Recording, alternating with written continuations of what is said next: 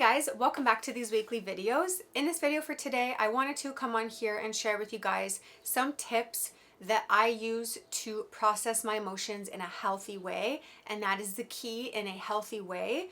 I also just wanted to quickly say that a couple things I'm going to touch on really briefly in the beginning could be triggering to some people that have had experiences with self-harm or anything related to that. So if this is not something that you want to watch, you definitely do not have to.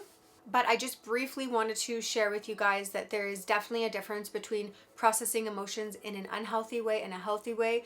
Personally, for me, I have had a long history of processing emotions in an extremely unhealthy way, a very destructive way, a way that was me lashing out at my loved ones or sabotaging relationships, or self-harm, as I've talked about before, which went on for a very long time, and basically just finding ways to numb the pain or release the pain in ways that were not helpful at all and more harmful in the end. So that's all I wanted to say there. I'm not going to go into too much detail because I want to focus on ways to process the emotions in a healthy way. So I just made my own little list on my phone, and I'll share that with you guys. And if there's anything that you can take from here that is helpful, then awesome. If you want to write some notes down, if you want to get a notepad, anything that you find helpful, then definitely feel free to do that. Okay, so I'm just going to fire some of them off really quickly. So the first one, which sounds really cliche, but honestly, I just swear by it, is writing it out. I know that writing physically is technically better, but personally for me, I'm a typer, so I take out my laptop and I open up a Word document and I write out every detail of how I'm feeling. Some people actually are not familiar with doing that and don't really know where to start. Something to remember is that you're not showing this document to anyone. You can delete it right after and make sure that nobody sees it. I usually delete all of my documents after. Some of them I will keep. But if I'm in a stage where I really just need to vent and get all of my emotions out, then I'm using that document to be completely raw, completely unfiltered, and I'm just expressing everything that I'm feeling. Even though when I'm typing, I feel like I'm actually psycho, the type of stuff that I'm typing, and I'm can be enraged in anger and just typing up a storm. But I think that personally, for me at least, is necessary to get those emotions out. If it involves another person, if someone said something and you're feeling really angry towards someone, I find what's really helpful, so that you don't lash out at that person in person, verbally or whatever it is to again write it out. Remembering that this is not with the intent to ever give this person the letter or to ever allow them to see the document, but it's writing it unfiltered as if you are talking to that person, but in a letter, for an example. So you're literally writing what you would say to that person. I'm going to keep doing this. What you would say to that person, unfiltered. Again, can't stress it enough. You're not sending it to them, but you're writing out everything that you would say unfiltered to that person and everything that you are feeling. I also find in doing that, not only does it relieve some of the anger or sadness or whatever it is that I'm feeling, I also find that it starts to help me connect the dots, which is the next point that I'm going to get to. So the next point is to retrace your steps, to basically backtrack. The way that I do this is I start to kind of think about, okay, when did I start feeling this way? And if it was maybe the last couple of days, I retrace my steps. What happened over the weekend? Well, this person said this to me. I saw this on social media this morning, whatever. I start to retrace what had happened, and it helps me to start to connect the dots to realize why this outburst has happened, or why suddenly I'm feeling extremely sad, angry, whatever it is. To not complicate things and to deal with things as they currently are, I like to kind of look at what were the recent happenings. And then if you are able to, with practice over time, you don't have to do this right away because it might be overwhelming, but with practice over time, you start to kind of become like a detective almost, and you can start to link certain things. So I will be writing out how I'm feeling, and then I'll link that back to my childhood and realize that that's actually something that I really struggled with as a child, or someone in my family really struggled with, and I start to connect the dots of why I might be feeling that way, because this is a behavior that was either modeled, or this was a generational thing that's been happening in my family. This is a root issue. Again, that is a lot deeper, and I'll do a video at one point on root issues as well, but just to not overwhelm ourselves, I think that just kind of backtracking the list. couple of days or whatever it is, whenever it is that you feel like it really started for you. Another one is finding someone that you can trust, that you can vent to, whether that is a family member that you know that you can trust, or a friend, or I don't know if you have a therapist, whoever it is. But if it's to a friend or family member, again, just ensuring that you can trust them. But I think that starting it off with like something like, hey, can I call you to vent? And also stating, just so you know, I am not looking for you to fix this. I'm not looking for it to be fixed. I just want to be heard. That's all. Because that's a big thing is that a lot of the times we will vent to someone and they will want to fix the issue. And a lot of the times we don't want it to be fixed. We just want someone to hear us out and to allow us to feel that our emotions are valid and we're not crazy for feeling this way. Another one that sounds kind of basic is not being afraid of crying, and just knowing that crying is actually very therapeutic and very healing, to just have a good cry, and to not condemn ourselves for that or feel like we're like over emotional or a crybaby or whatever it is. That again, that's whether you are male or female. Equally, we are allowed to cry as much as we need to. And I think it is very healing to just let it out and cry on our own. And otherwise, we are suppressing it more, which can lead to a lot of other things, such as, I know with anxiety, a lot of anxiety is suppressed emotions from the past and just emotions in general that we're stuffing down. And actually something that I wanted to quickly add on that, because again, the way that our society, I feel, deals with emotions is a lot of stuffing it down. And that's just not emotions, that's physical as well. When we have symptoms, it's kind of like, work through it, push past it, that type of thing. And I definitely feel that we do that with emotions as well.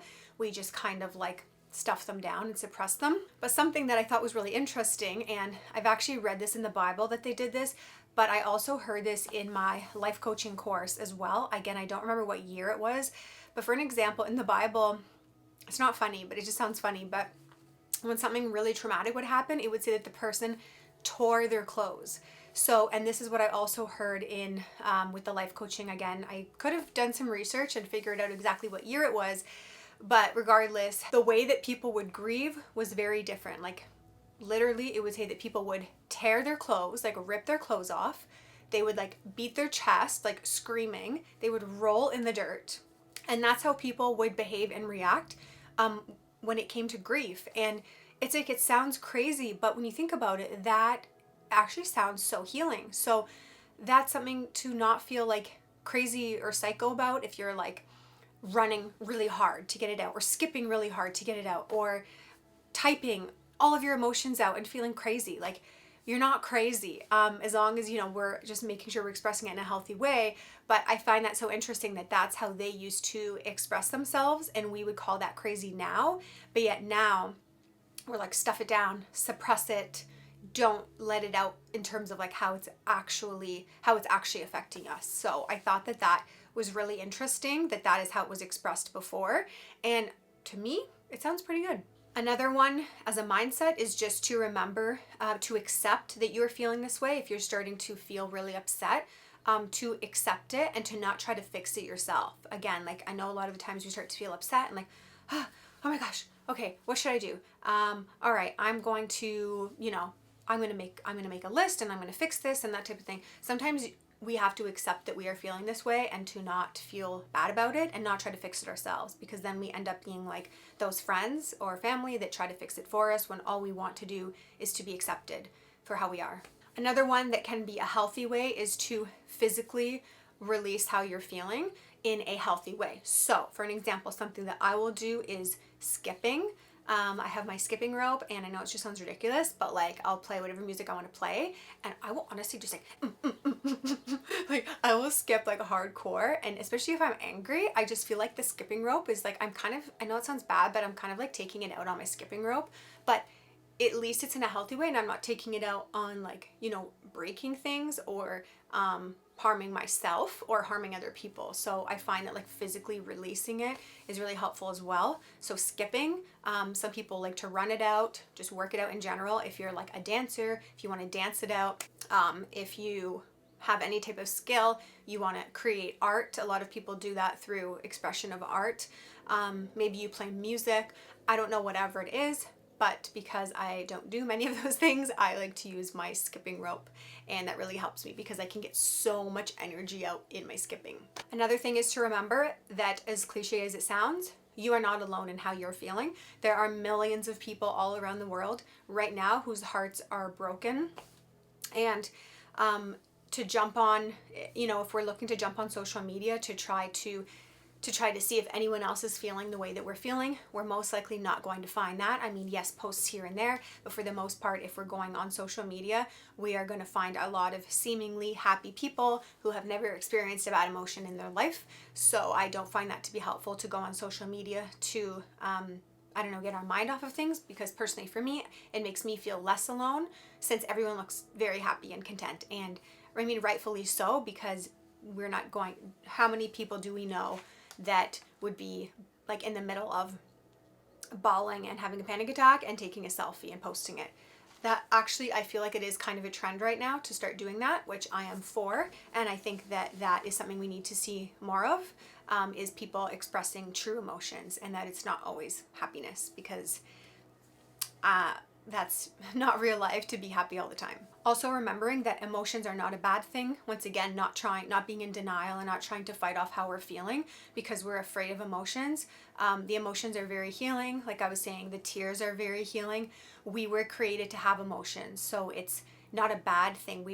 It's actually like a beautiful thing, because we were created to have emotions, and for us to deny that we're feeling certain ways is to deny how we were created, which I think is very painful to feel these deep emotions and to try to dismiss them. Another one is to ensure that your personal needs are met. Again, that can be through writing it out or typing it out, and that's again through connecting the dots of trying to figure out like, that's actually goes hand in hand with the second point that I was saying, that we can kind of trace back, because different things add up. Like, I wasn't able to work out for the past week. I wasn't able to get my energy out.